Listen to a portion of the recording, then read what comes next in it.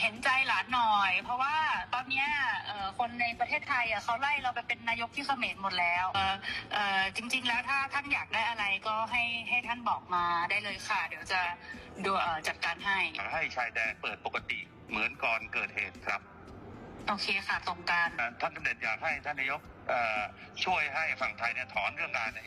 ปิดด่านถ้าถอนก็ฝ่ายกัมพูชาจะถอนเรื่องการห้ามสินค้าเกษตรนำเข้าอะไรทุกอย่างก็ถอนครับเห็นใจหลานหน่อยเพราะว่าตอนเนี้ย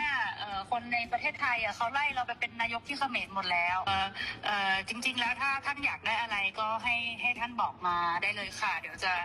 ดูจัดการให้ชายแดนเปิดปกติเหมือนก่อนเกิดเหตุครับโอเคค่ะตรงกันท่านสมเด็จอยากให้ท่านนายก